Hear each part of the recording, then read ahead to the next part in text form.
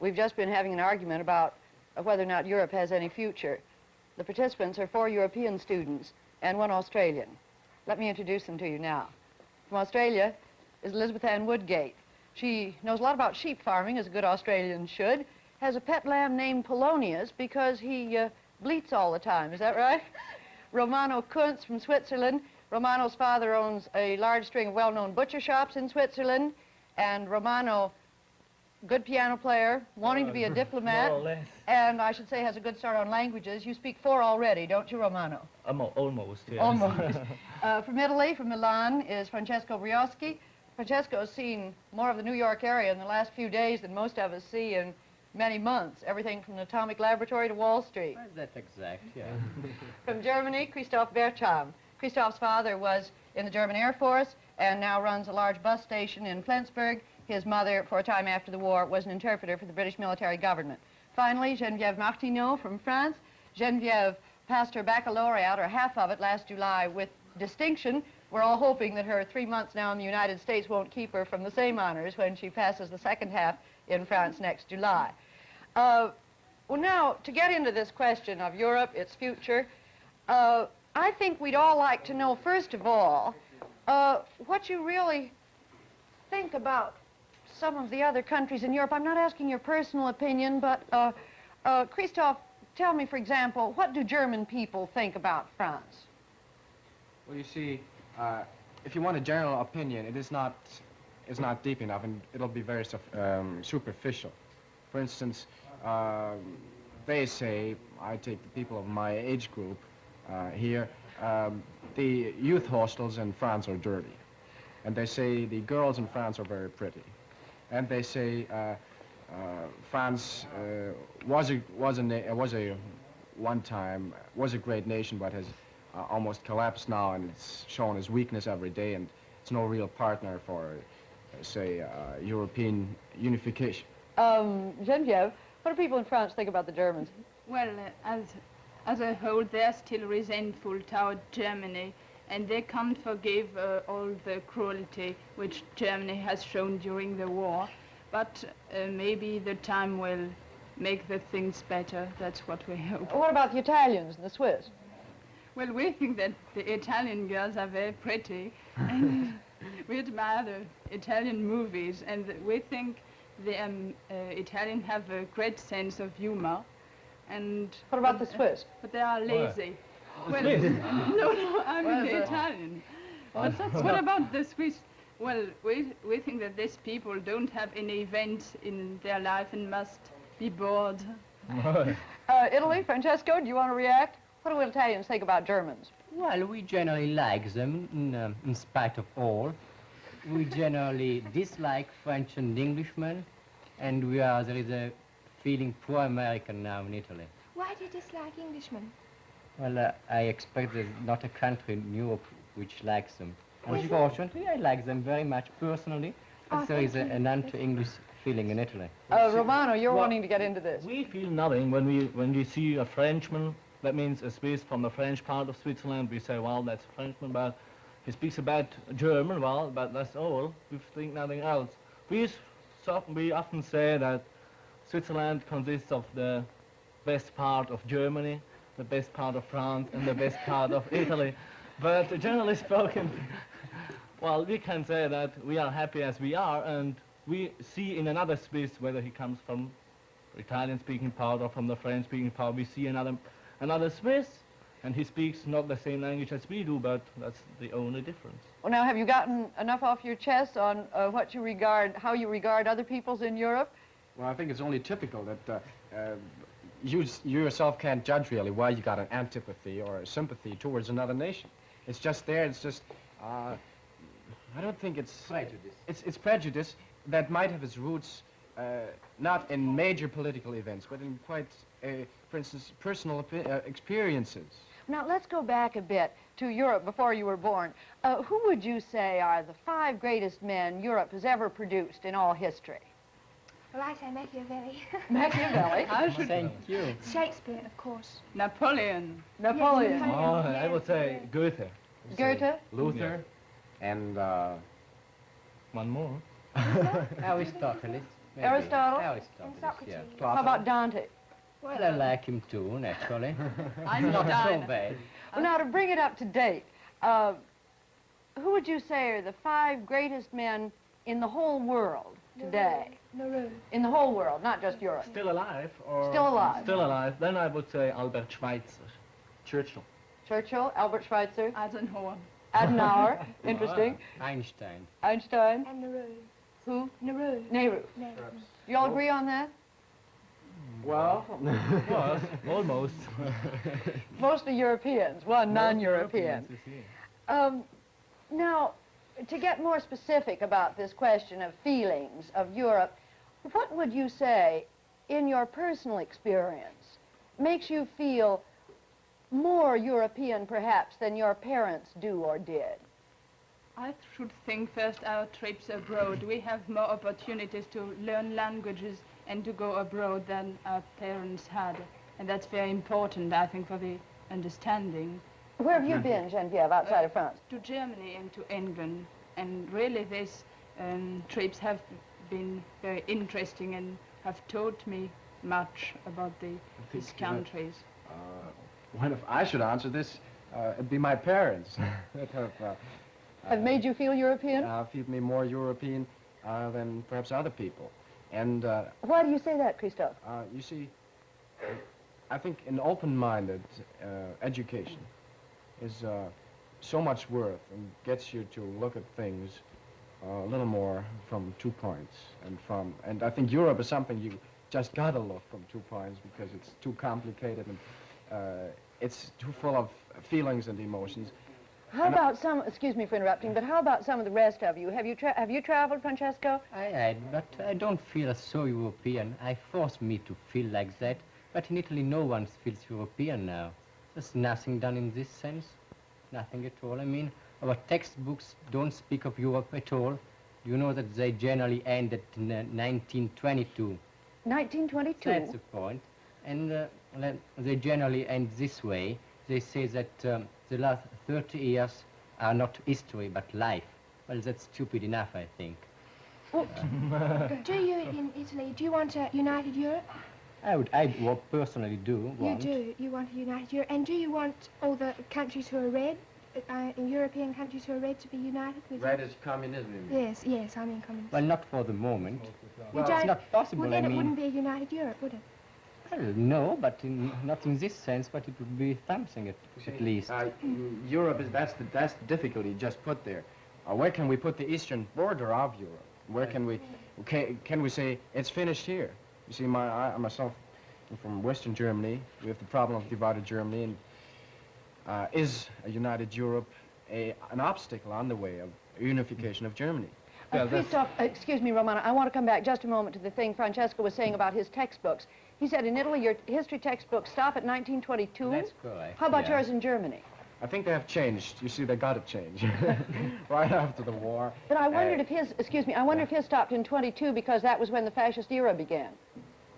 Well, that's right. We generally stop with the last war we've won, we see, so that we stop in 22. Germany stopped clever. before the First Cunning. World War, and France stopped before the Second World War. How far have you gone in modern history in your textbooks, Geneviève? Well, before I left France, we came to the period 1870, you know.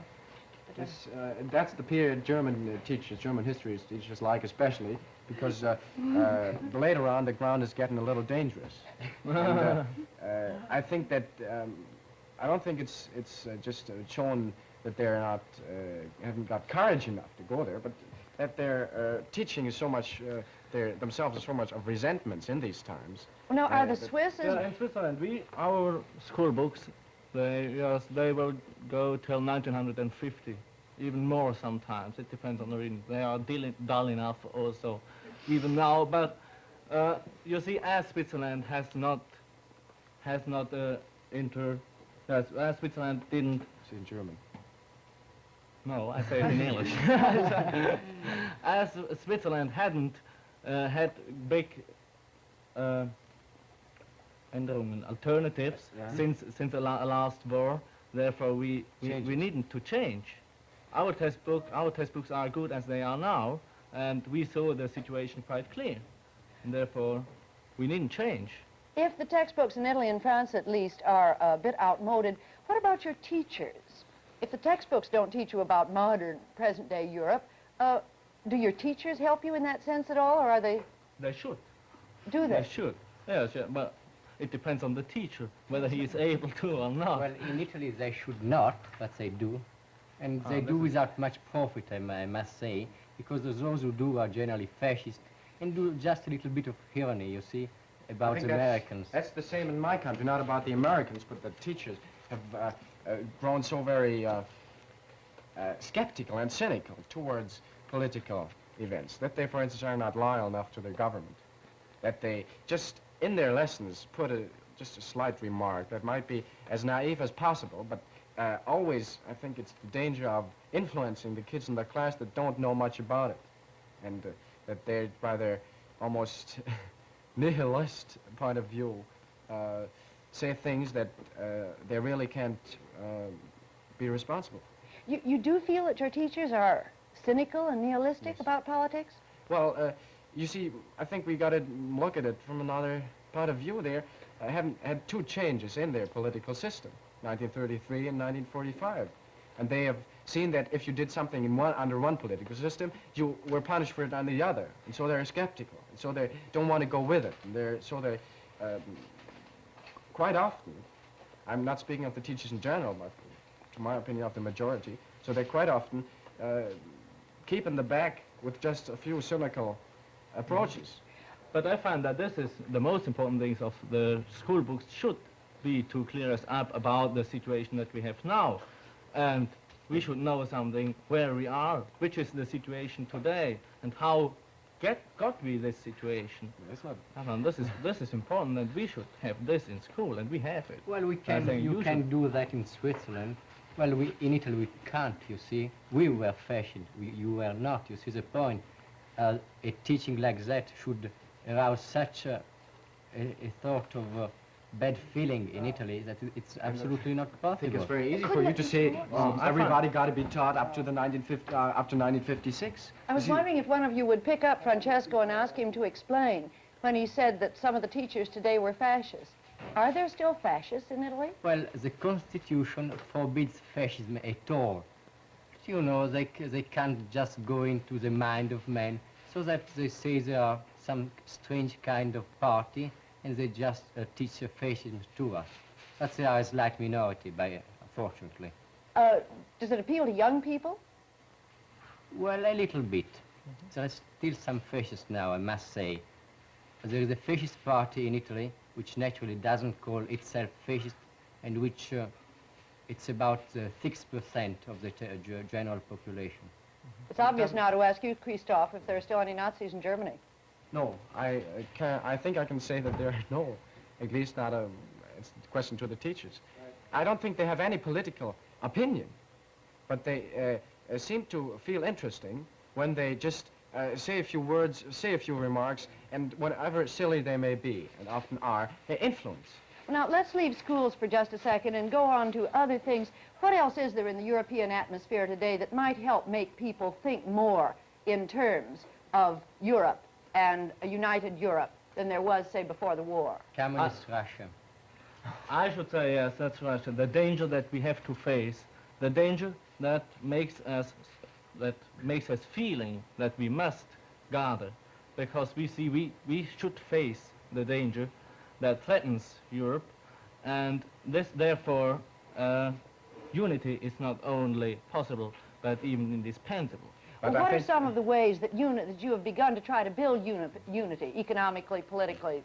Yeah, you got it. I think that's the most valuable thing that has been achieved. What? The economical achievement. Well, what are you talking about The Schuman specifically? Plan. The Schuman The Plan. Mountain Union, the European Payments Union, everything that has been done to let these countries that have been in a war, have had prejudices against each other. Prejudices. Prejudice, thank you.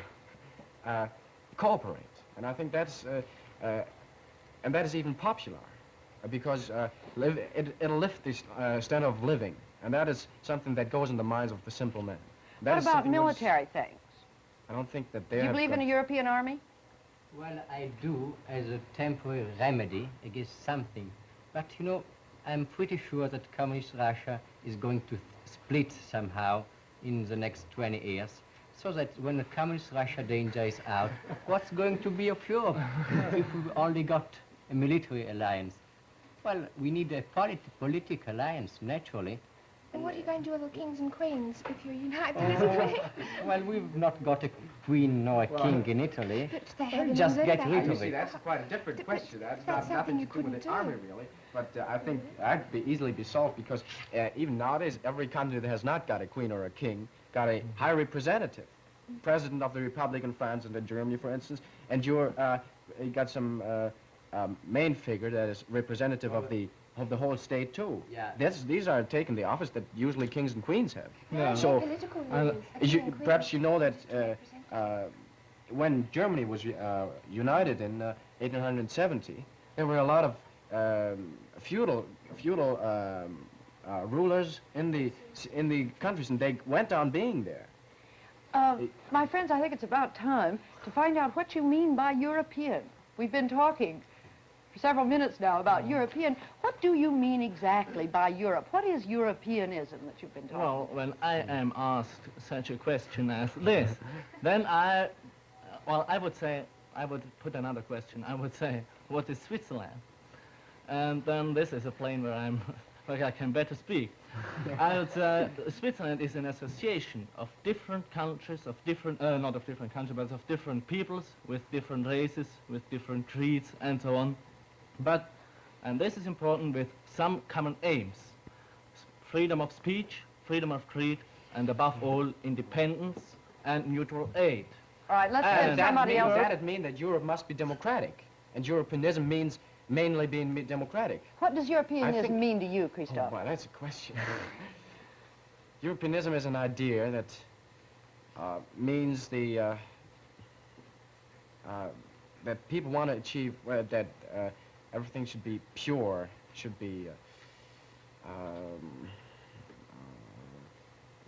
wise, and should be a way of life for people. And Europeans are people that approved in this area to these ideas. I think it's rather theoretical. Geneviève? I think which is important is that for a very long time Europe has been at the head of the world, and we were conscious of being the most important people in this world. I think it's Yeah, that's correct. We were at the head of the world. Yes, Yeah, you but- were. We Yes. must now realize that we are not. That's the point, I you think know? that's not typical for Europeanism. No. I don't As- think we've got a very good definition of Europeanism no. yet, but I would maybe... have said that Europe is in this respect like Switzerland, but without the common aims that lead to unity. I think we got And it. these common aims, we should have them, because when we face the danger that we have now, when we consider the situation that we have now, then we have all we should unite. Maybe I can help you this way.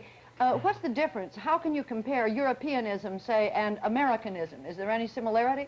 What is Americanism to you? Well, that's quite a question. I think that Europeanism is it's been the constant search, for instance, for looking for a way beside the religious belief in God, and that Americanism has taken a lot of Europeanism, but not this. I would say Americanism is a pell-mell of Europeanism. Is a parallel of A Europeanism? pell-mell. Oh, a mixture of Europeanism. Oh, sorry.